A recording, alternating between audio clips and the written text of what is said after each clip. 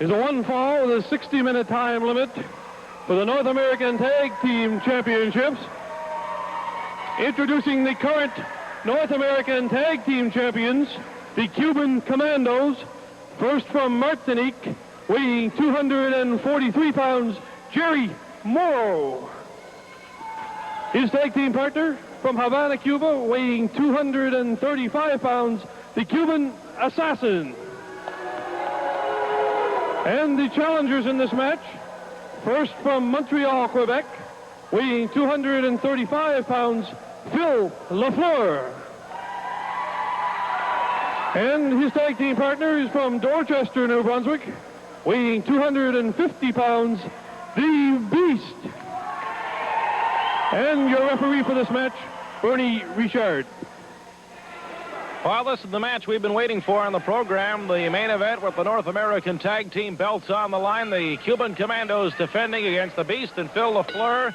This is the first get-together for the Commandos and the Beast since that dastardly attack that we saw on television last week when an awards presentation was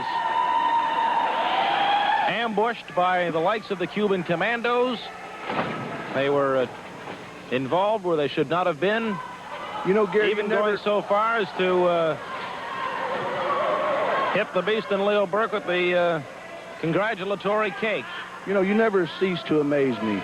You somehow have a way of seeing everything different than what really happens. The Beast and Leo, sure, they were out here with some goofy cake. The Commandos came out to see if they could maybe help slice it up a little bit, and what happened? Burt and the Beast attacked them, took a tray to them, tried to put their face in the cake, but it kind of backfired on them. Well, of course, that is not what happened. And now let's concentrate on the match, Rotten Ron Star, as Phil LaFleur has Jerry Morrow in a pile of trouble, and Morrow gets out, and here's the Cuban Assassin, and there we see it. What do you see? There His back pocket? We see the object. Cuban Assassin definitely concealing an object. Where? He stuck it in his pocket. Stop it, Gary. Stop it. The man was doing nothing but trying to get his opponent to come in after him, trying to sucker him in like a rabbit into a cage where he could get him in the corner, and the two of them do a little double teaming on him. That's all. Well, I must compliment the ATV camera crew for picking up that shot of the Cuban Assassin going for the foreign object. We'll have to watch to see if it becomes a factor later in the match. Now, here's the Beast. Shooting the man off by the hair, pushing him with the hair. Had a handful of the hair, snatched the man down, illegal from the day as the day is long. Here's the Beast now with the Cuban Assassin, and you know, I think the Beast should quit messing around with those plugs he calls racehorses, send a few of them to the glue factory and get in the gym where he can get in shape to fight people like myself and the Cuban Commandos. There goes the Cuban Assassin. And Jerry Morrow really doesn't want to tag in here against the Beast. Morrow very reluctant to climb into the ring as the Cuban looks for a quick exit. All the people in the building here tonight, a near-capacity crowd here at the arena here in St. John tonight, they're all starting to yell for the Beast to go, go, Beast, go. I wish he would. I wish he'd go right on out the door and keep on going.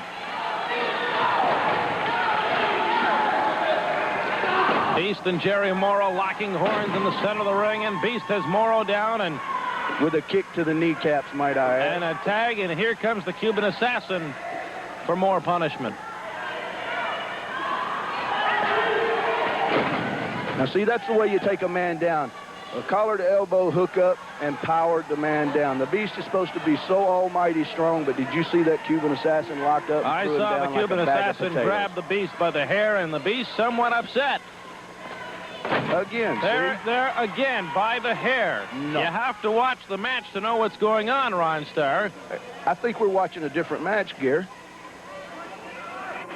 And you can see the fire starting to burn in the eyes of the Beast. Well, there he got the hair. I saw the hair. Well, it's about time. And I think that the Beast was only giving the Cuban what he had coming to him.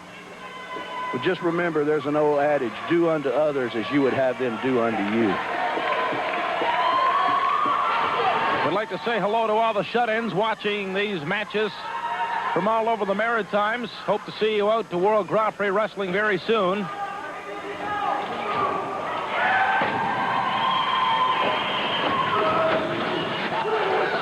And here's Jerry Morrow flipping, flying Phil LaFleur, but LaFleur comes right back on top of Morrow with a pin attempt.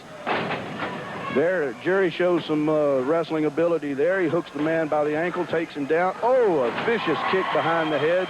You know, I'm not sure that's a legal move. This man LaFleur uses a lot of salami. You don't like it because LaFleur used it and it worked. I don't like it because it was an illegal move. If I kick a man in the stomach, the referee chews me out. If I kick him behind the head, the referee chews me out. But somebody like the Beast, Leo Burke, Phil LaFleur, or this Casey kid can go in there and do anything from use a Gatling gun to a kick behind the head, and it's all right. Once again, referee Bernie Richard checking the Cuban assassin for a foreign object. Our camera crew did detect some sort of object in the Cuban's hand earlier in the match, but he has yet to use it, although we do suspect it is still concealed on his person or with his partner, Jerry Morrow. Nice move. The Cuban goes for a backdrop. LaFleur lands on his feet, comes back with a clothesline and 2 drop kicks. That's why you call him Flying Phil LaFleur, and he's ready for more. Come on, Jerry Morrow, get into the ring. Well, LaFleur will bring Morrow in the hard way. And down goes Jerry Morrow as LaFleur backs him into the wrong part of town. Here's a tag, and in comes the Beast. Beast starting to stomp away on Jerry Morrow, and now he'll go down and apply a headlock, and here's a shot to the face. Right in the chops. Right in the chops. Now, you're going to tell me that's legal, Gary? Come on, tell the people what the Beast is doing. Let's talk about the courage of the Cuban assassin in some question as Morrow went to tag and the Cuban pulled his hand away. Well, you know how it is. Discretion is the better part of valor.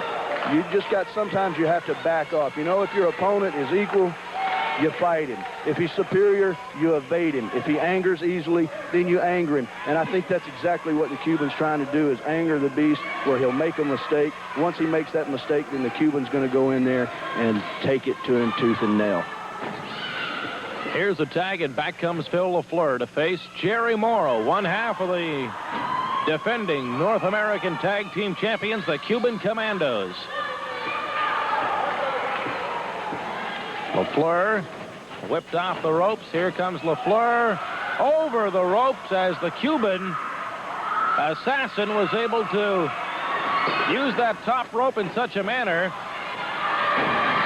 And now here's Morrow running at LaFleur with a chair. Catches him right under the ear, across the ear, and down into the jaw area. I think that's going to maybe be the end of Mr. LaFleur. That should slow him down, keep him on his feet for a while. Flying Phil LaFleur grounded temporarily after getting attacked by the chair delivered by the likes of Jerry Morrow. Now Morrow in the ring taunting the Beast as LaFleur tries to struggle back into the ring. Here's LaFleur back in, looking to tag with the Beast, and Morrow intercepting him, cutting him off at the pass. Got a reverse chin lock. Looks like it's locked in there pretty well. The people are screaming. Well, no wonder it's locked in. Morrow's got a piece of tape he took from his wrist, and he's tied it around the throat of Phil LaFleur, and he's cutting off the oxygen supply. Gary, now you tell the truth. Can you see that on the monitor? Do you see a piece of tape? You show me where it's at. Underneath the left arm of Jerry Morrow, and you're going to see it as soon as Morrow releases the hold, or if LaFleur passes out from lack of oxygen. It looks like that may be the case, too. His eyes are starting to look very glazed. He doesn't seem to have any power. His arms are waving in the wind. There's that tape. Where? You can see it clearly. No, that's around his wrist, Gary. The evidence clearly in view as Jerry Morrow gestures towards the audience. Cuban assassin now back in the ring, working away on Flying Phil LaFleur. You know, a few weeks ago, Gary, you asked me what it was going to be like being in the same dressing room along with the Cuban Commandos after having to face them in so many matches in the past, and I told you I didn't know exactly at that point, that I was just going to sit back, take notice to see what happens. Well, I got news for you. I've got to admit it has been one of the best privileges anybody could ever have bestowed on me to be in the ring or in the same room with the Cuban Commandos. I have learned so much listening to these men in the dressing room, listening to all their tag team tactics and things that they talk about, little mistakes they point out to me. And like I said, it's just been a real privilege. They've even asked me about coming in a 6-man How tag much team. did they pay you to say that? It's nothing. It's the truth. That's all. I've never been known to be a liar or nothing. I tell nothing but the truth. Here's Morrow coming off the top rope as LaFleur tried in vain to tag up with the Beast. See, that's what makes these guys such a great tag team, is he's trying to tag the Cuban Assassin, reached out, hooked him around the waistline, pulled him back just enough for Morrow to come off the top rope, bring a double sledgehammer down into his back, and stop him dead in his tracks.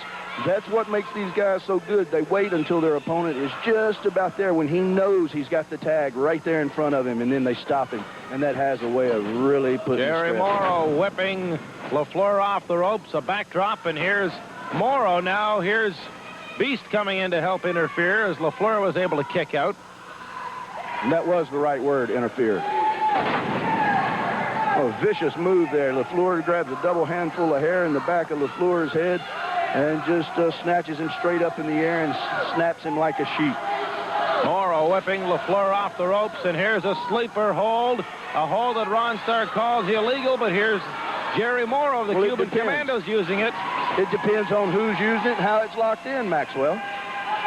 Beast was able to break it up, fortunately for the team of he and LaFleur. This is a hold here that some people call the surfboard or bow and arrow, where you pull both of the arms back and plant a knee or a foot right in the middle of the back and pull back on it, and it has a way of just really putting a lot of pressure into the upper back in between the shoulders and a lot of pressure on the shoulder joints. Off the ropes, here's LaFleur, and there's the tag that LaFleur was trying to make. Beautiful back and the spinning Beast kick. is on the warpath. You know, I got to admit that LaFleur sure knows how to use his feet. It may not be the most legal moves. Here comes the Beast. He's cleaning house against the likes of Jerry Morrow. With illegal punches. And the Cuban Assassin. Come on, Cuban, let's go. Beast with a pin attempt on Morrow before the Cuban is able to interfere.